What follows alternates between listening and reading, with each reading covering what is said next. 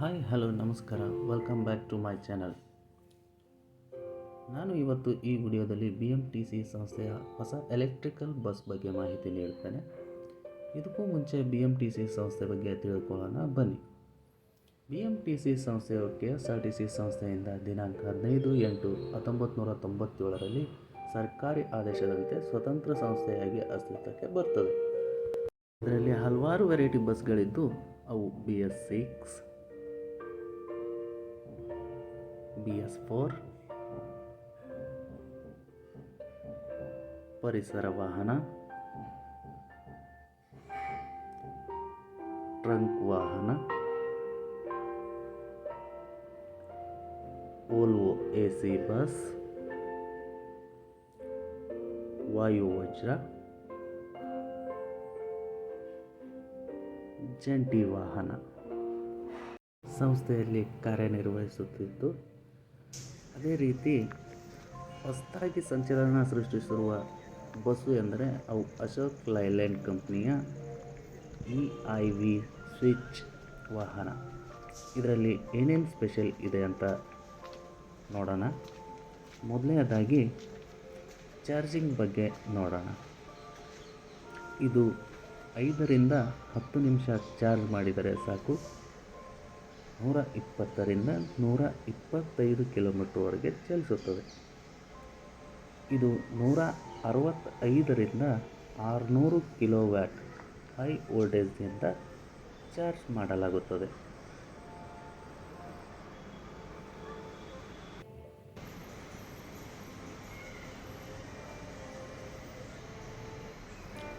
ನಾನು ಈ ವಿಡಿಯೋ ಮಾಡಬೇಕಾದ್ರೆ ಈ ವಿಡಿಯೋ ಮಾಡೋ ಸಮಯದಲ್ಲಿ ಅಲ್ಲಿ ಕರೆಂಟ್ ಇರಲಿಲ್ಲ.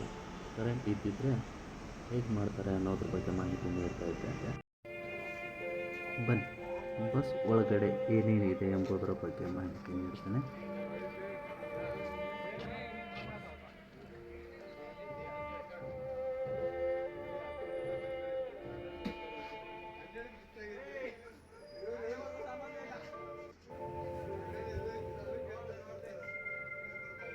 ಈ ಬಸ್ಸಿನಲ್ಲಿ ಹಳೆಯ ಬಸ್ಸಿನ ತರಹ ಗೇರ್ಗಳಿರೋದಿಲ್ಲ.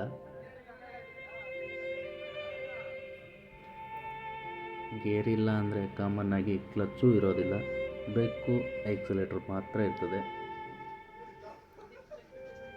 ಇದರಲ್ಲಿ ಸರಿಸುಮಾರು 40ರಿಂದ 45 ಜನ ಕೆಪಾಸಿಟಿ ಇರುವ ಈ ಬಸ್ಸು ಹಲವಾರು ವಿಶೇಷತೆಯನ್ನು ಹೊಂದಿದೆ. ಇದು ನೀವು ನೋಡ್ತಾ ಇರೋ ಹಾಗೆ ಹ್ಯಾಂಡಿಕ್ಯಾಪ್ ಪರ್ಸನ್ಗಳಿಗೆ ಮೇಲೆ ಹತ್ತಿಸಲು ಮತ್ತು ಕೆಳಗೆ ಇಳಿಸಲು ಉಪಯೋಗಿಸ್ತಾರೆ. ನೀವು ನೋಡ್ತಾ ಇರ್ಬೋದು, ಪ್ರತಿಯೊಂದು ಕಂಬಗಳಿಗೂ ರೆಡ್ ಲೈಟ್ ಥರ ಒಂದು ಬಟನ್ ಕಾಣ್ತಾ ಇದೆ.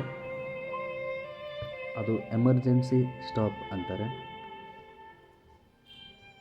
ಈ ಕಡೆ ಎಮರ್ಜೆನ್ಸಿ ಎಕ್ಸಿಟ್ ನೋಡಿ, ಇದೇ ಬಟನು. ಇದರ ಬಗ್ಗೆ ಸಂಪೂರ್ಣ ಮಾಹಿತಿ ನೀಡಲು ಮಂಜುನಾಥ್ T ಎಂಬುವರು ನಮ್ಮ ಜೊತೆಗೆ ಇದ್ದಾರೆ. ಬನ್ನಿ, ಅವ್ರನ್ನೇ ಕೇಳ್ಕೊಂಬರೋಣ. ಯಾವುದೇ ಕಾರಣಕ್ಕೂ ಗಾಡಿ ಡೋರ್ ಹಾಕಲಿಲ್ಲ ಅಂದರೆ ಮೂವ್ ಆಗಲ್ಲ. ಈ ತರ ಬ್ರೇಕ್ ಬಿಡ್ಕೊಂಡೆ ನಾವು ಗೇರ್ ಹಾಕ್ಬೇಕು. ಈಗ ನಾನೇನು ಹತ್ತಲ್ಲ, ಸಿಂಪಲ್ ಅಟ್ಯಾಕ್ಷನ್. ಸುಮ್ಮನೆ ಎಕ್ಸಲೇಟರ್ ಕೊಟ್ಟರೆ ಹಂಗೆ ಹೋಗ್ಬಾರ್ದು. ಕೊಡಂಗಿಲ್ಲ ರೀ. ಆಟೋಮೆಟಿಕ್ ಹೋಗುತ್ತಾ? ನಾನು ಬ್ರೇಕ್ ಮಾಡ್ಕೊಂಡು ನನ್ನ ಕಾಲು ತೊಗೊಂಡಿದ್ದೀನಿ, ಈಸಿಯಾಗಿ ಹೋಗುತ್ತೆ. ಆದ್ರೆ ಕಾರಣ ಏನಪ್ಪ ಅಂತಂದ್ರೆ ಬ್ರೇಕ್ ನಮ್ಮ ಥರ ಇಲ್ಲ. ಈಗ ನಾನು ಸ್ಪೀಡಲ್ಲಿ ಹೋಗಿ ಈ ಥರ ನೋಡ್ರಿ, ನಾನು ಮೂವ್ ಹೋಗ್ತೀನಿ, ಮೂವ್ ಶಾಂಪಲ್ ತೋರಿಸ್ತೀನಿ. ಏನು ಆ್ಯಪಲ್ಲಿ ಹೋಗ್ತೀವಿ ಅಂತಂದ್ರೆ ಕೂಡ ಇದು ಚೆನ್ನಾಗಿರುತ್ತೆ, ಬಸ್ ಇಲ್ಲ ಅಂತೇನಲ್ಲ ಯಾವುದೇ ಕಾರಣಕ್ಕೂ. ಆದ್ರೆ ಸಿಂಪಲ್ ಇದ್ರ ಕ್ವಶನ್ ಏನಪ್ಪ ಅಂತಂದ್ರೆ ನಾವು ಅರ್ಥ ಮಾಡ್ಕೊಬೇಕಾಗಿರೋದು. ಈಗ ಗಾಡಿ ಎಮ್ಸ್ ಬಂತು, ಈಗ ಏನು ಮಾಡ್ತೀವಿ ನಾವು, ಯಾವೆಲ್ಲ ಬ್ರೇಕ್ ಬೀಳಲ್ಲ, ನಾ ಬ್ರೇಕ್ ಮುಟ್ಟಿಲ್ಲ. ಅದು ಸ್ಲೋ ಆಗಿದೆ, ಆಟೋಮೆಟಿಕ್ ಸ್ಲೋ ಆಗುತ್ತೆ. ಎಸ್ಟೇಟರ್ ಮೇಲೆ ಕಾಲ್ ಆಟೋಮೆಟಿಕ್ ಕಾಲ್ ತಗೋಬೇಕಂತಂದ್ರೆ ಸೆಕೆಂಡಲ್ಲಿ ಗಾಡಿ ನಿನ್ನ ಸ್ಲೋ ಆಗುತ್ತೆ. ಬ್ರೇಕ್ ಹೊಡೆಯೋಂಥ ಅವಶ್ಯಕತೆ ಇಲ್ಲ. ಇದ್ರ ನಮ್ಗೇನ ಈಜಿ ಅಂತಂದ್ರೆ ಬ್ರೇಕ್ ಹೊಡಿಬೇಕಪ್ಪ ಅಂತಂದು ಏನಿಲ್ಲ. ನಾವು ಸಿಟಿಯಲ್ಲಿ ನಾವು ಏನೇ ಗಾಡಿ ಮೂವ್ ಮಾಡ್ತಾ ಇದ್ರು ಕೂಡ ಆಟೋಮೆಟಿಕ್ ಎಸ್ಟೇಟರ್ ಹೊಡ್ತಿದ್ದೀನಿ, ಈಗ ಮೂವ್ ಆಗ್ತಿದೆ. ಈಗ ಎಸ್ಟೇಟ್ ಮೇಲೆ ಕಾಲ್ ತೆಗಿತೀನಿ ನೋಡ್ರಿ, ಇದ್ದಕ್ಕಿದ್ದಂಗೆ ಸ್ಲೋ ಆಗುತ್ತೆ. ಯಾಕೆ ಸ್ಲೋ ಆಗುತ್ತೆ? ನಾಗ ಯಾವುದೇ ನೋಡಿ ಡೀಸೆಲ್ ಹೋಗುತ್ತೆ ನಮ್ಮ ಗೇರಲ್ಲಿ ಇದ್ರೆ ಈಸಿ ಇತ್ತು. ಹೆಂಗೆ ಕ್ಲಚರ್ ತೊಗೊಂಡು ಹೋಗ್ತಾ ಇರ್ತಿದ್ವಿ, ಹೆಂಗೆ ಹೋಗ್ತಿತ್ತು. ಹಂಗಿಲ್ಲ, ಇಷ್ಟೇ ಮಿನಿಮಮ್ ಲೋಡ್ ಇದ್ರು ಕೂಡ ಇಷ್ಟೇ ಹೋಗುತ್ತೆ. ನಾನು ಟ್ರೈ ಮಾಡಿ ನೋಡಿದ್ದೆ, ನಾನು ಚೆಕ್ ಮಾಡಿದೆ ನನ್ನ ಗಾಡಿಯಲ್ಲಿ ಏನು ಇದರಲ್ಲೇನಂತ ನಾನು ಚೆಕ್ ಮಾಡಿ ನೋಡಿದೆ. ಆದ್ರೆ ಏನಿಲ್ಲ ನೋಡ್ರಿ, ಇಷ್ಟೇ ನ್ಯೂಟ್ರಲ್ ಥರ ಹೋಗುತ್ತೆ ಗಾಡಿ. ಲೋಡ್ ಇದ್ರೂ ಕೂಡ ಇಷ್ಟೇ ಹೋಗುತ್ತೆ, ಇನ್ನೂ ಕಮ್ಮಿನೇ ಹೋಗುತ್ತೆ. ನಾನು ನೋಡಿ ಇಷ್ಟೇ ಈ ಥರ ಮಾಡ್ಬೇಕು ಅಷ್ಟೇ, ಸಿಂಪಲ್. ನಮ್ಮ ರಿವರ್ಸಲ್ಲಿ ಹೆಂಗಿದೆ ಅಂತಂದರೆ ಕ್ಯಾಮ್ರಾ ಇದೆ ನಮ್ಮಲ್ಲಿ, 4 ಕ್ಯಾಮ್ರಾ ಇದೆ. 4 ಕ್ಯಾಮ್ರಾ ಇದೆ. ಈಗ ನಾನು ಯಾವುದೇ ನನ್ನ ಸಿಂಪಲ್ ಗಾಡಿ ಇಲ್ಲಿ ಅಲ್ಲಿಂದ ನಮ್ಗೆ ಗೊತ್ತಾಗ್ಬಿಡುತ್ತೆ. ಒಳಗಡೆ ಎಲ್ಲ ಪ್ಯಾಸೆಂಜರು ಏನು ಮಾಡ್ತಾ ಇದ್ದಾರೆ, ಏನು ಮಾಡ್ತಾ ಹಿಂದ್ಗಡೆ ಏನು ಮಾಡ್ತಾನೆ, ಸ್ಟಾಪ್ ಬೋರ್ಡ್ ಯಾರು ಹೊತ್ತಿದ್ದಾರೆ, ಯಾರಿಲ್ಲ, ಯಾರು ನಮ್ಮ ಸ್ಟಾಪ್ ಬಂದರೆ ಯಾರು ಸ್ಟಾಪ್ ಬೋರ್ಡ್ ಒತ್ತಿದ್ರು ಕೂಡ ಗೊತ್ತಾಗುತ್ತೆ. ಒಬ್ಬೊಬ್ಬ ಈಸಿಯಾಗಿ ನಮಗೇನಾಗುತ್ತೆ ಅಂತಂದರೆ ಯಾರು ಸ್ಟಾಂಡ್ ಒತ್ತಿದಾರ ಅಂತ ಗೊತ್ತಾಗುತ್ತೆ. ಆದರೆ ನಮಗಾಗಿ ನಾನು CC ಕ್ಯಾಮ್ರಾ ಯೂಸ್ ಮಾಡೋದು ಭಾಳ ಈಸಿ, ಒಳ್ಳೆ ಕೆಲಸ ಅಂತ ಅಂದ್ಕೊಂಡಿದ್ದೀನಿ. ಈ ಗಾಡಿನಲ್ಲಿ 360 ಕ್ಯಾಮ್ರಾನಾ? ಸರೌಂಡಿಂಗ್ ಪೂರ್ತಿ ಸರೌಂಡಿಂಗ್ ಬರುತ್ತೆ. ಇದು ನೋಡಿ ಸೀದಾ ಡೋರ್ ಹತ್ರ ಹೋಗುತ್ತೆ, ವಿಂಡೋ ಹತ್ರ ಹೋಗುತ್ತೆ, ಸೀದಾ ಹಿಂದೆ ಇರೋ ಡೋರ್ ಹತ್ರ ಹೋಗುತ್ತೆ. ಇದು ಫುಲ್ಲು ಬಸ್ ಒಳಗಡೆ ತನಕ ಒಳಗಡೆ ಫೂರ್ ಬರುತ್ತೆ. ಇದು ನನಗೆ ಬ್ಯಾಕಪ್ ಕ್ಯಾಮ್ರಾ. ಈ ರಿವರ್ಸ್ ಹೋಗ್ತೀನಿ ನೋಡಿ, ಈ ಥರ ರಿವರ್ಸ್ ಹೆಂಗೆ ಅಂದರೆ ಬ್ರೇಕ್ ಬಿಡ್ಕೊಂತೀವಿ, ಅದು ಸೇಮ್ ಇರೋದು. ನ್ಯೂಟ್ರಲ್ ಬ್ರೇಕ್ ಬಿಡಬೇಕು, ನ್ಯೂಟ್ರಲ್ ಇದು ಹೊತ್ತಬೇಕು. ನ್ಯೂಟ್ರಲ್ ಎರಡು ಬರ್ತದೆ ರಿವರ್ಸಿಂದು. ಈಗ ಏನು ಮಾಡುತ್ತೆ, ನಾನೇನು ಹೊತ್ತಲ್ಲ, ಆಟೋಮೆಟಿಕಾಗಿ ಸ್ಲೋ ಅಡೇಷನ್ ಹೋಗುತ್ತೆ. ನಮ್ಮ ಗಾಡಿ ಏನಪ್ಪ ನ್ಯೂಟ್ರಲ್ ಕ್ಲಚ್ ಕಾಲ್ ತೆಗಿತಿದ್ವಲ್ಲ, ಸೇಮ್ ಬೇರೆ ಏನೇನಿಲ್ಲ ಸರ್.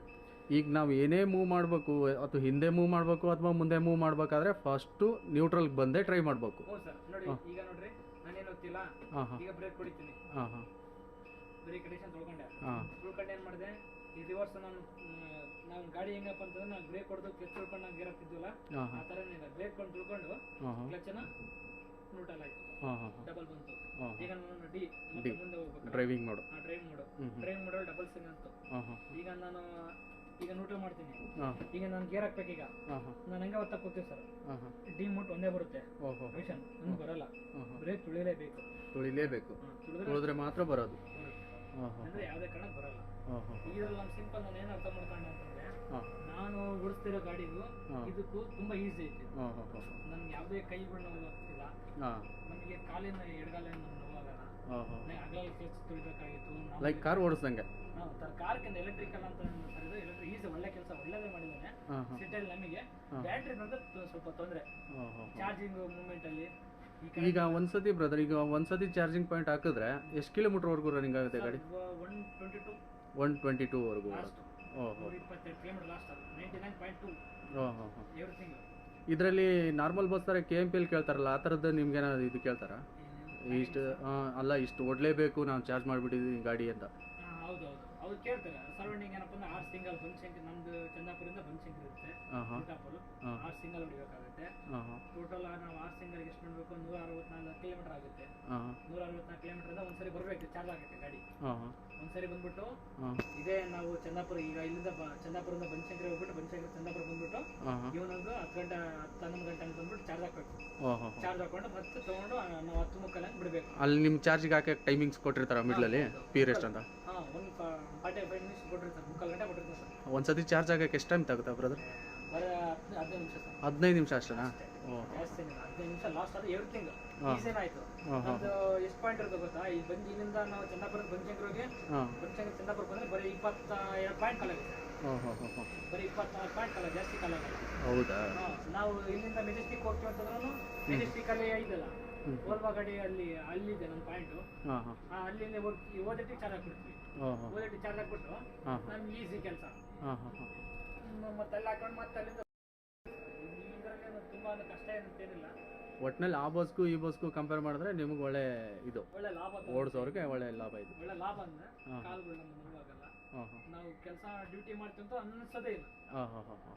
ಅನ್ಸೋದಿಲ್ಲ ಏನಪ್ಪ ಅಂದ್ರೆ ಟೈಮಿಂಗ್ಸ್ ಸ್ವಲ್ಪ ನಮಗೆ ಉಳಿಯಲ್ಲ ಅಷ್ಟೇ. Thank you for information brother. Okay sir, thank you so much. ನೋಡಿದ್ರಲ್ಲ ಫ್ರೆಂಡ್ಸ್, ಇವತ್ತಿನ ಈ ವಿಡಿಯೋ ಇದಾಗಿತ್ತು. ಮಾಹಿತಿ ನೀಡಿದ ಮಂಜುನಾಥ್ ಅವರಿಗೆ ಧನ್ಯವಾದಗಳು ಹೇಳ್ತಾ, ಈ ವಿಡಿಯೋನ ಇಷ್ಟ ಆದರೆ ದಯವಿಟ್ಟು ಸಬ್ಸ್ಕ್ರೈಬ್ ಮಾಡಿ, ಲೈಕ್ ಮಾಡಿ ಅಂತ ಹೇಳ್ತಾ ಇವತ್ತಿನ ಈ ವಿಡಿಯೋ ಮುಗಿಸ್ತಾ ಇದ್ದೀನಿ. ಧನ್ಯವಾದಗಳು.